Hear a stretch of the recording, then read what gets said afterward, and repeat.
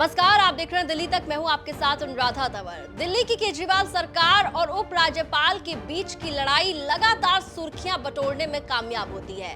सरकार ने उपराज्यपाल विनय कुमार सक्सेना को कई मोर्चों पर घेरा हुआ है और कई मामले तो सुप्रीम कोर्ट तक पहुंच गए हैं।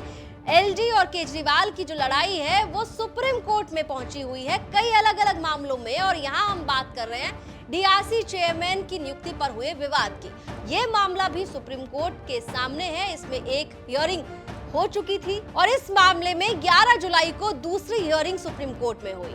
आपको बता दें कि डीआरसी चेयरमैन की नियुक्ति के मामले पर विवाद इसलिए गहराया क्योंकि दिल्ली सरकार की ओर से जो रिकमेंडेशन गई थी राजस्थान हाईकोर्ट के रिटायर्ड जज जस्टिस संगीत लोधा के नाम की, उसे उपराज्यपाल ने माना नहीं और उपराज्यपाल ने अपनी मर्जी से डीआरसी चेयरमैन के पद पर नियुक्त कर दिया इलाहाबाद हाईकोर्ट के रिटायर्ड जज जस्टिस उमेश कुमार को। और दिल्ली की सरकार और उपराज्यपाल के बीच लगातार इसी मामले पर विरोध जो है वो गहराता रहा कि आखिर सरकार रिटायर्ड जस्टिस उमेश कुमार की शपथ क्यों नहीं करा रही है। उपराज्यपाल बार बार सरकार को ये पूछ रहे थे कि आप शपथ क्यों नहीं करा रहे हैं। एक समय पर शपथ कराने के लिए तैयार भी हो गई थी केजरीवाल सरकार, लेकिन दूसरी तरफ सरकार की तरफ से इस मामले को लेकर सुप्रीम कोर्ट में याचिका लगाई जा चुकी थी। हालांकि सरकार जब ये बात मान चुकी थी कि हम रिटायर्ड जस्टिस उमेश कुमार की शपथ कराएंगे, उसी दिन मंत्री आतिशी की तबीयत खराब हो गई और शपथ नहीं हो पाई थी और उसके अगले ही दिन मामला सुप्रीम कोर्ट के सामने था।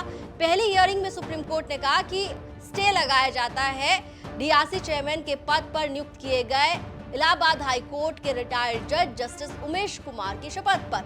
फिर उसके बाद 11 जुलाई को दूसरी बार सुप्रीम कोर्ट में इस मामले पर जब सुनवाई हुई, तब सुप्रीम कोर्ट ने जो स्टे लगाया था पहली हियरिंग में उसे जारी रखा है। यानी कि डीआरसी चेयरमैन के पद पर उपराज्यपाल की तरफ से नियुक्त किए गए इलाहाबाद हाईकोर्ट के रिटायर्ड जज जस्टिस उमेश कुमार की शपथ पर एक बार फिर से रोक लगाई है सुप्रीम कोर्ट ने। दिल्ली सरकार की ओर से यही याचिका लगाई गई थी कि जो उपराज्यपाल की तरफ से डीआरसी चेयरमैन को नियुक्त किया गया है ये असंवैधानिक है, ये उनके अधिकार क्षेत्र से बाहर की बात है। क्यों?